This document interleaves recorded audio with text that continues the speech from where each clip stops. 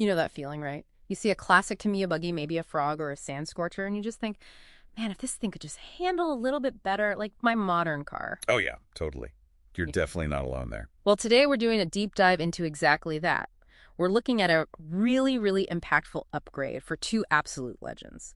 The Tamiya FAV, the fast attack vehicle, and the SRB family, the Super Champ Rough Rider. That whole lineup, yeah. We've got some great info here. Basically, a guide breaking down how to swap out those, let's be honest, kind of basic vintage suspension setups for proper modern oil-filled shocks. Right. And our goal, our mission for this deep dive, it's pretty simple. Give you the knowledge, the practical steps to seriously level up the handling, and honestly, just the fun factor of driving your classic Tamiya. And what's interesting right away is why this is such a big deal for these specific buggies. The original friction dampers on the FAV, they barely damped at all. Huh. Yeah, friction is generous sometimes. And even the early oil shocks on the SRB, they were known for leaking and not being super consistent, They struggled to give you that smooth control over the suspension movement, the damping. So you get that bouncy ride, less precise handling, the stuff we remember, maybe not always fondly. Exactly. So this upgrade, it's not just about bolting on shiny new parts. It's about unlocking the real potential that's kind of hidden in these iconic chassis designs. Okay, let's get into it then. Starting with the FAV, the info we've got lays out like two main ways to tackle the shock upgrade. What are the big differences there? Think of it like a simpler path versus a more involved, maybe more comprehensive one. Option 1 is using direct fit oil shock sets, something like the Archidon set mentioned in the guide. Okay. These are basically designed to replace the originals with hopefully minimal fuss. The second route, and honestly the one that's generally recommended if you're up for it, is doing a front-end conversion using parts from the Tamiya Wild one. Right, okay. So let's say someone goes for that first option, the direct fit shocks. Maybe that Archidon set, 75mm front, 85mm rear, sounds about right. What are the key things they absolutely need to think about before they even start wrenching? Prep. Preparation is absolutely crucial here. You'll need your basic tools, of course, screwdrivers, pliers. You'll probably want some fresh shock oil. 30 weight is suggested as a decent starting point for these lighter vintage buggies. Okay, 30W. And definitely get some O-ring lubricant. Something like Associated Green Slime or similar. It makes a huge difference for sealing. Green Slime, got it. But here's the kicker, especially with some of the, let's say, more budget-friendly shock sets you might find online, even if they're brand new. Yeah. The guide strongly recommends taking them apart before you install them. Clean out whatever oil is in there from the factory. Really? Even new? Yeah, because sometimes that factory oil can be super inconsistent, like different amounts in each shock or just not great quality. You might even find air bubbles trapped inside, which completely messes up how they perform. Ah, that makes total sense. You kind of get what you pay for sometimes, and that extra bit of prep can save you headaches later. Exactly. Clean them out, refill with good quality 30 Wargate or whatever you choose, and make sure you lube those internal O-rings with the green slime when you reassemble. It ensures they work as well as they possibly can. Okay, good tip. Now, when you actually go to bolt these direct fit shocks onto the FAV, what about the original shock mounting points, the towers? Any potential snags there? Yeah, that's a really important point the guide makes. The original FAV front shock towers. Well, their geometry wasn't really designed with modern oil shocks in mind. How so? You might run into clearance issues like the new, maybe slightly wider shock bodies just don't physically fit properly, or the angle they sit at isn't optimal for smooth suspension action. Right, so it might bind or just not work efficiently. Exactly, and that's a big reason why a lot of people look at swapping to the Wild One front shock towers instead. Huh. If you go that route, and you can get aftermarket ones from Extra Speed or Archidon, for example, you need to be prepared to be pretty careful lining them up with the mounting holes on the FAV chassis. You might even need to carefully drill a new hole or two to get a perfect fit. Okay, so a bit more involved there. It is, but getting those towers mounted squarely and securely is super important. It affects how the whole front suspension works, keeps things symmetrical, and maintains the chassis strength. Makes sense. Measure twice, drill once, right? That old chestnut definitely applies in RC too. Absolutely. What about the back end of the FAV with those direct fit shocks? Is that usually more straightforward? Generally, yes. The rear tends to be less complicated. The suggestion is to mount those 85mm oil shocks using the existing mounting points on the rear cage or chassis. Okay. But, and this is crucial for front and rear, the final check is always to cycle the suspension fully by hand. Push it up and down through its entire range of travel. Feel for any tight spots. Exactly. Make absolutely sure there's nothing binding, rubbing, or getting stuck anywhere. Smooth movement is key. Got it. Now let's dig into that other option, the Wild One front-end conversion. You said it's often the recommended route. Why is that? What makes it better? Well, the insight here is that it's a much more holistic upgrade. It's not just about putting on better shocks. It's about fundamentally improving the suspension geometry so those shocks can actually do their job properly, much more effectively. Ah, okay. So it's the arms and towers working with the shocks. Precisely. You replace the original FAV front suspension arms with the Wild One spec arms, and you use those Wild One front shock towers we talked about. Swapping to that Wild One geometry changes things like leverage ratios. Basically, it makes the shocks work better throughout their travel. It's not just damping, it's the mechanics of the suspension itself that gets upgraded. That makes a lot of sense. So if someone's convinced and wants to go all in on the Wild One conversion, what's the shopping list look like? What key parts do they need to track down? The guide breaks it down pretty clearly. First, you need the Wild One front suspension arms. You can look for original Tamiya op parts. The part number is usually on the sprue, or there are aftermarket aluminum ones like from Extra Speed. Okay, arms. Then those Wild One front shock towers, again, Tamiya parts if you can find them, or aftermarket versions are readily available. Or check. For the front shocks themselves, you're aiming for something around 70 to 75 millimeters eye to eye. Good options are rear shocks from the Tamiya Hornet or Tamiya's own CVA mini shocks, but built to the 70 millimeter length. 75 millimeter front shocks. Got it. And for the rear, you're still looking at that roughly 85 millimeter length. So maybe the Archidong ones we mentioned, or the Tamiya CVA short shocks, built to around 80 or 87 millimeters. Okay, so it's definitely a few specific parts to gather, but the guide walks you through the actual conversion process too, right? Absolutely. Yep. It covers the disassembly, taking off the wheels, the old friction dampers, the FAV arms and towers, then installing the new Wild One towers, carefully getting that alignment, and solid mounting right is key. Right. Then fitting the new Wild One arms. And finally, assembling and mounting those 75 millimeter front shocks using the right hardware, maybe some spacers to get the alignment perfect. And the rear shock install is pretty much the same as the direct fit method. Yeah, mounting those roughly 85 millimeter shocks is similar. And again, that final step, reassemble everything, check for smooth, full suspension travel, and make sure your steering isn't binding or hitting the new shots at full lock. The guide also gets specific about using Tamiya CVA shocks on the FAV, especially popular given their, Tamiya parts. Yeah. Anything special to know if you go the CVA route, particularly with that Wild One conversion? Yes, CVAs are a great choice. They're reliable, rebuildable, and you know what you're getting. For that Wild One front end, the CVA mini shock kit, that's part number 50519, can be built to either 64 millimeter or 70 millimeter. How do you get the different lengths? It depends on which internal spacers and which plastic eyelets you use during assembly. The instructions show you how. For the FAV front, you typically build them to the 70 millimeter length. Okay, and for the rear? For the rear, the CDA short shock kit, part number 50520, is the one. That can be built to 80 millimeters, 87 millimeters, or even 94 millimeter. For the FAV, either the 80 millimeter or 87 millimeter length usually works best with the stock mounting points. And building CVAs, any pro tips? The guide really hammers this home. Follow the Tamiya instructions meticulously, especially when installing the little O-rings in the bottom cap. Use the green slime there too? Absolutely essential. Put a dab on the O-rings before you install them. It helps them seal properly and last longer. Also pay attention to which piston you use. They come with different numbers of holes, which affects damping. And crucially, trying to bleed out as much air as possible when you fill them with oil. Air bubbles are the enemy of consistent damping. Bleeding.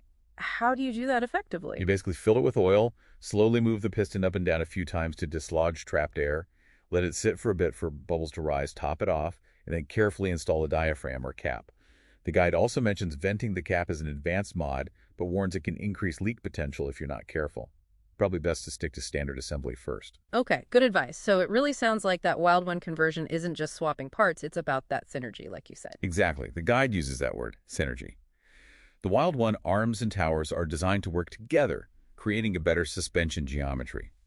That geometry lets the oil shocks, whether they're CVAs or something else, do their job much more effectively than if you just bolted the same shocks onto the original FAV setup. Makes sense. And what about those, really cheap aluminum shocks you see all over eBay or AliExpress? Tempting price sometimes. Yeah, the guide gives a pretty balanced take. They might save you money up front, but you absolutely have to factor in the likely hidden labor. Hidden labor. Meaning you'll probably need to immediately take them apart, clean them thoroughly, refill them with decent quality shock oil, and lubricate the seals properly with something like green slime just to get them working reliably. The factory assembly and oil quality can be, well, inconsistent. So maybe not the plug-and-play solution they appear to be? Often not. It can be done, but be prepared for that extra work. Okay. One last thing on the FAV before we move to the SRB. The shock towers themselves. Stock, Wild One style, aftermarket aluminum. What's the bottom line? Strength and secure mounting, period. The towers are what connect your shocks to the chassis. They take a lot of load. Whether you stick with modified stock, upgrade, or go aftermarket, they have to be robust and firmly attached. No wiggle room. Got it. Solid foundation is key. All right, let's switch gears. The Tamiya SRB chassis, Sand Scorcher, Rough Rider, Ford Ranger. Iconic stuff. The guide notes their original shocks were notoriously leaky and didn't perform brilliantly. So upgrading seems like a good idea here too. What's the prep look like for an SRB? Pretty similar basics to the FAV. You need your tools, screwdrivers, pliers. Again, 30-weight silicone shock oil is a good starting point, like Tamiya #300 or #400. Okay. But here's where the SRB's reputation comes in. The guide specifically calls out using Tamiya TRF clear silicone O-rings. That's part number 53574. TRF O-rings, 53574. Why those specifically? They just seem to seal better and last longer. Especially important given how prone the original SRB shocks were to leaking. Paired with green slime lubricant, they give you the best shot at a leak-free setup. Ah, fighting the infamous SRB leaks.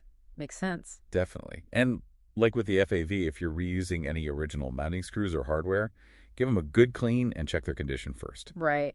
And the target shock lengths for the SRB are different from the FAV, aren't they? Yeah, quite different, especially at the rear. The guide suggests aiming for around 75 millimeter eye-to-eye for the front shocks, but only about 55 millimeter for the rears on the SRB. 55 millimeter rear. Wow, that's pretty short. It is, and that short rear length is often the biggest challenge when finding or building shocks for the SRB. Okay, so what are the options then? Are there direct fit aftermarket sets for the SRB like there were for the FAB? Yes, there are. The guide mentions JKRC as one example that makes SRB-specific sets. These can be simpler to install, often using the original screws, and sometimes they even come with little rubber spacers, which can be handy for alignment. Any downsides to those? Well, the guide notes the JKRC ones might end up being a tiny bit shorter than stock, maybe 2 or 3 millimeters, and potentially have slightly firmer damping. And again, that advice holds true. Even if they come pre-filled, it's probably wise to check the oil level and quality, maybe even rebuild them with those TRF O-rings and green slime for peace of mind. Okay. And Tamiya CVA shocks, can you make those work on an SRB, especially with those specific lengths? Yes, but it requires careful building.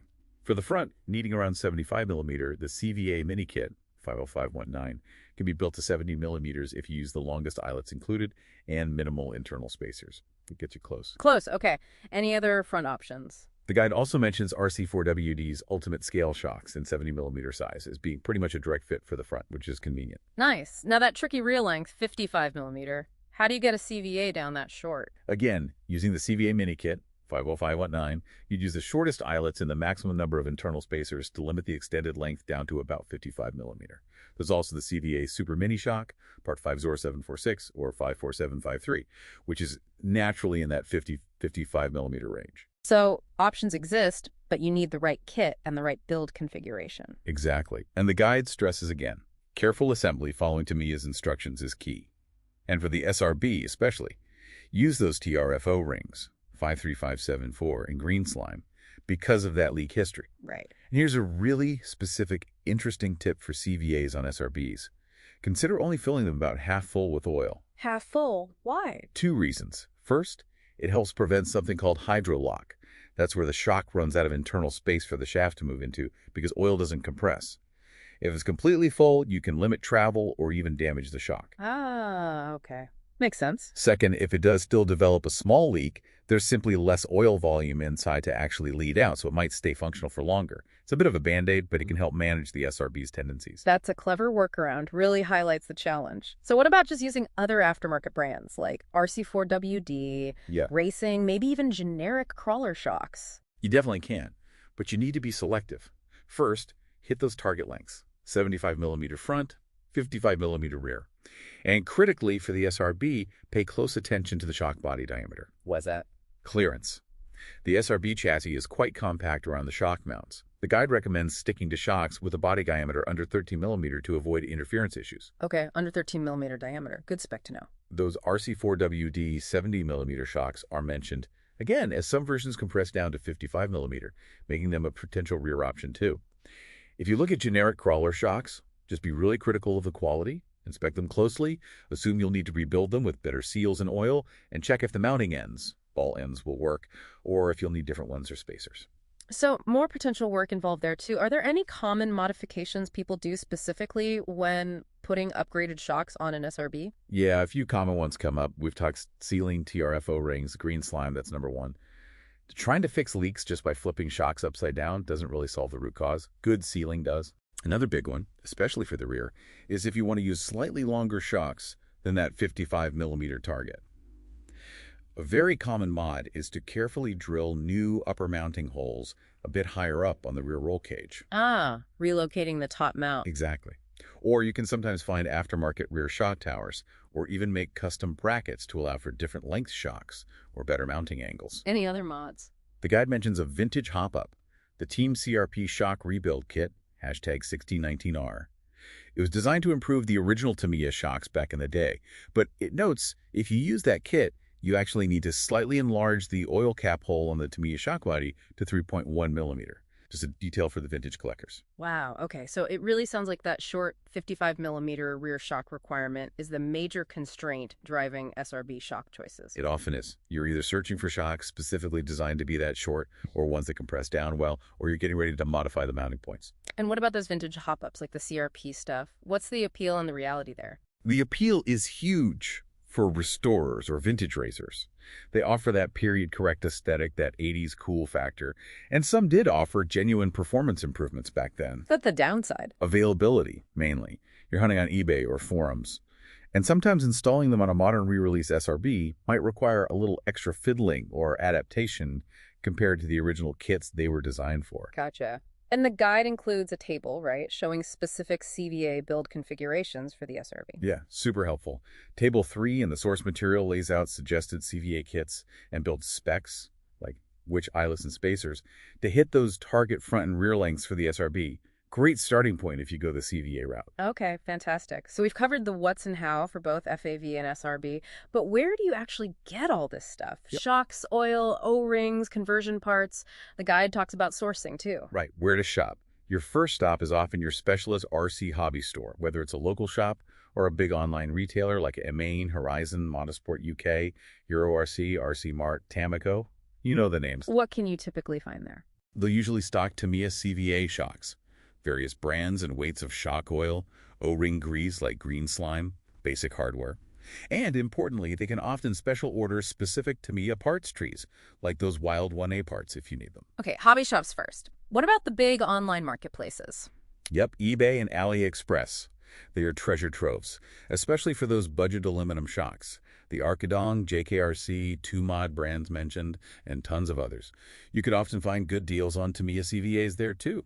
And, crucially, they're often the only place to find rare vintage or discontinued parts, like old Team CRP stuff. But caveats apply, right? Definitely. With unbranded or less common parts, check seller ratings carefully. Be prepared, as we discussed, that budget shocks might need immediate servicing. It's a bit more buyer beware sometimes, but the selection is huge. And some manufacturers sell direct. Yeah, companies like RC4WD are great for their scale-looking shocks. They have licensed Bilstein ones, the ultimate scale shocks we mentioned. Yeah, Racing also sells direct. They do a lot of aluminum hop-ups and shocks that can sometimes be adapted.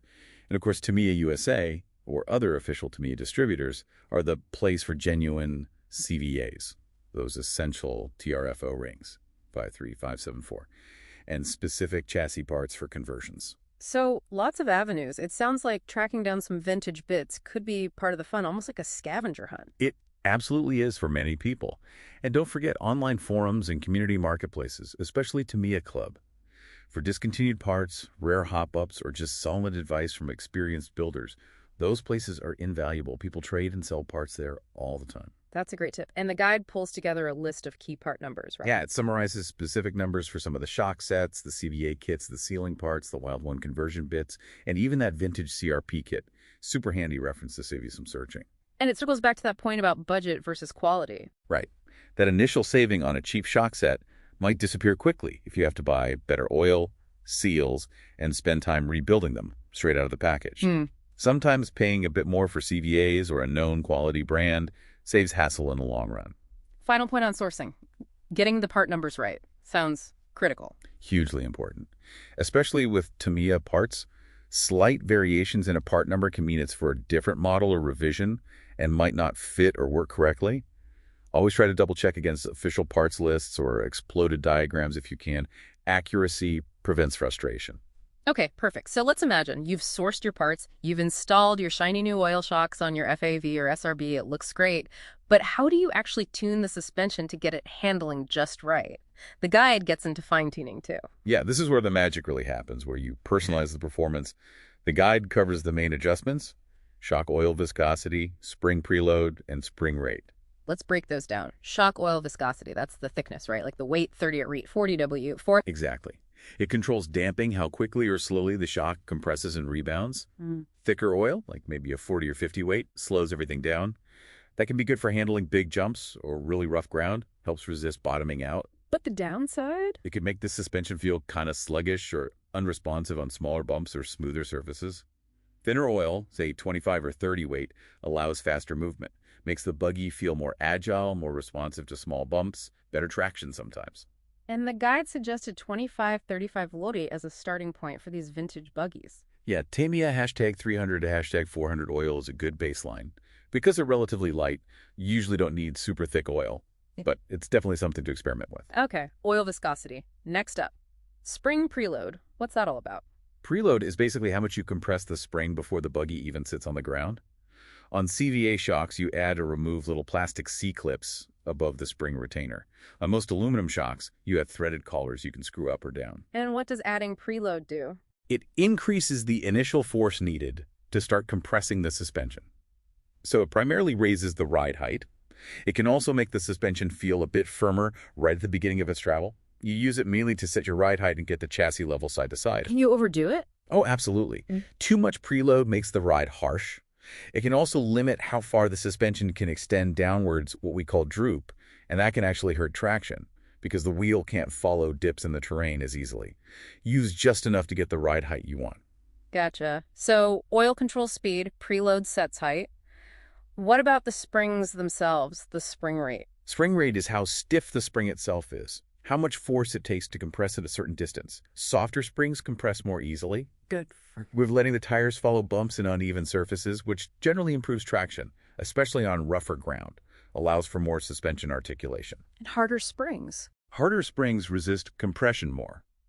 That gives you a firmer ride, reduces body roll when you're cornering hard, and can be better on smoother surfaces or for higher speeds where you don't want the chassis moving around as much.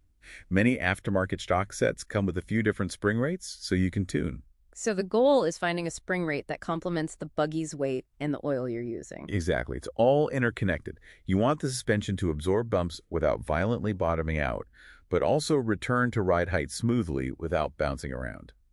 The guide mentions achieving balanced handling. What does that mean in practice? How does it feel? It's that sweet spot. The car feels planted, but not harsh.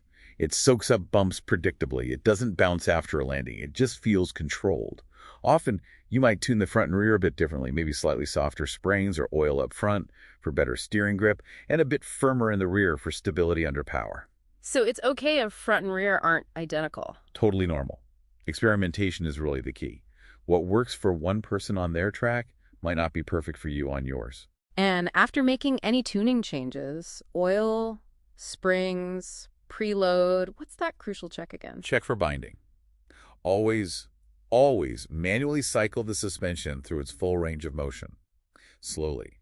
Feel for any notchiness, stiffness, rubbing, anything that isn't perfectly smooth. What usually causes binding? Could be lots of things. A screw tightened down too much on a pivot point, using the wrong length screw or spacer, wires rubbing against suspension arms, the shock hitting the arm or tower at full compression or extension. Anything that hinders free movement needs to be found and fixed. How do you fix it? Might need a small washer or spacer, might need to reroute wires, maybe slightly loosen the screw, use thread lock if you do, or adjust shock mounting positions if possible. Smooth, free movement is non-negotiable for good performance. It really sounds like tuning isn't a set it and forget it kind of deal. Not at all. It's an iterative process. You make a small change, test it, see how it feels. It's also subjective. What feels good to you might not feel right to someone else. And remember how the oil, the pistons inside the shock, how many holes they have, and the springs all interact? It's a complex dance, and small changes can make a noticeable difference. And for these vintage buggies, the guide had a specific suggestion about starting points. Yeah, generally leaning towards slightly softer setups often works well. Because they're lighter and has simpler suspension geometry compared to modern race buggies, a softer setup helps them articulate over bumps, maintain traction, and avoids that skittish, bouncing feeling you can get if the suspension is too stiff for the chassis weight. Okay, that makes sense. So upgrades done, tuning started, but what if things go wrong? Stuff breaks, stuff leaks. The guide has a troubleshooting section too, right? Super useful. Let's start with maybe the most common SRB headache, persistent shock leaks. Ah, yes, the dreaded leaks. Very frustrating. The guide points to the usual suspects. Damaged O-rings, or maybe you used the wrong size or type. Scratches on the shock shaft that tear the O-ring. The bottom shock cap not being tightened quite right, or the seal there being compromised, or even the top cap not sealing correctly. So how do you tackle leaks? Rebuild. Take the shock apart carefully. Install fresh, high-quality O-rings. Again, those Tamiya TRF 53574 clear ones are highly recommended for CVAs. Use green slime on them during assembly. Inspect the shock shafts very carefully under good light. If you see any scratches or nicks, replace the shaft that'll just keep tearing seals. Make sure the bottom cap is snug but not over-tightened, which can distort the O-ring. And tighten the top cap properly. And for SRB, maybe try that half-fill trick with the oil. Okay, rebuild carefully with good parts.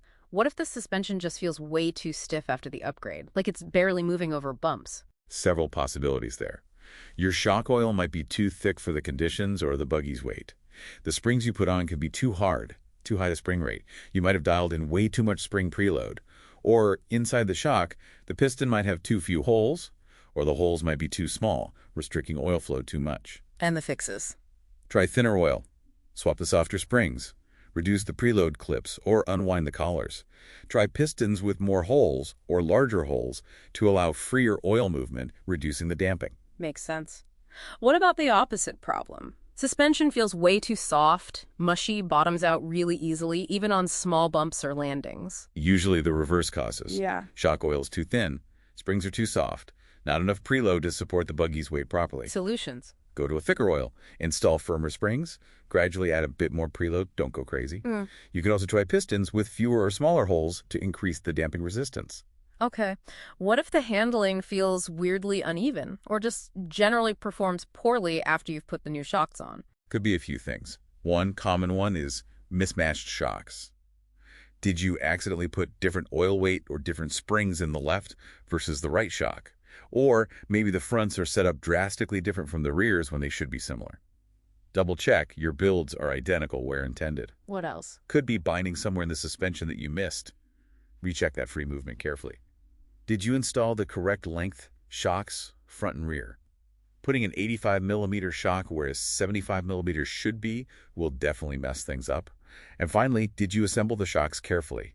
If you left a lot of air trapped inside, that will cause inconsistent damping and poor performance. So check for consistency, check for binding, check lengths, check assembly. Exactly. Systematically work through those possibilities. The guide also specifically mentioned chassis slap, especially on the FAV. What is that, and how do oil shocks affect it? Chassis slap is literally when the bottom flat part of the chassis slaps against the ground. Usually happens after landing a jump or hitting a really big compression. Ouch. Do oil shocks fix it? They help because they control the compression speed much better than friction dampers, reducing the likelihood or severity of bottoming out. But the FAV chassis design inherently has somewhat limited ground clearance and suspension travel. So, on really hard hits, even with well-tuned oil shocks, it can still bottom out and slap the ground. The shocks can only do so much within the limits of the chassis geometry. So it helps, but doesn't eliminate it completely on big hits. Pretty much. The guide even mentioned some advanced folks try adding a fifth shock, like an extra damper, to cushion the final bit of travel, similar to mods sometimes done in the Tamiya lunchbox. but that's a serious modification, not just a shock swap. Understood. It really sounds like figuring out these little issues, the troubleshooting. It's just part of the learning curve with RC, isn't it? Absolutely. Diagnosing why a shock is leaking or why the handling feels off, and then making those careful incremental adjustments. That's how you learn. That's how you get your car dialed in perfectly for you. Focus on finding the root cause, like worn O-rings causing the leak, rather than just treating the symptom. That leads to much better long-term results. Well, this has been an incredibly detailed look at upgrading shocks on these classic Tamiyas. It's so clear this is way more than just bolting on new parts. It's really about understanding how suspension works and how these changes can just totally transform the way these awesome old buggies drive. And the reward is huge. The improvement in handling, the stability, the fact that you can actually tune the suspension with oil and springs. Yeah. It's a massive upgrade. It genuinely breathes new life into these vintage machines and makes them so much more fun and capable to drive, whether you're just bashing around or hitting a vintage race meet. Yeah, there's definitely a unique satisfaction in running a well-sorted vintage buggy that performs way better than it ever did originally, but still has that classic charm. Totally agree. And like we said, tuning is never really finished. Keep experimenting, try slightly different oil weights, maybe swap springs around, just preload a click or two. See what works best for your buggy, your driving style, and where you run it. That's half the fun. And definitely share what you find. Post on forums, talk to people at the track. The RC community thrives on sharing that kind of knowledge and experience. You might just help someone else get their classic dialed in. Which brings up a really interesting final thought for you to chew on. How can digging into these fundamental suspension principles on these relatively simple classic buggies actually sharpen your understanding and inform how you approach setting up any RC car you own? Maybe even bridging that gap between appreciating vintage cool and chasing modern performance.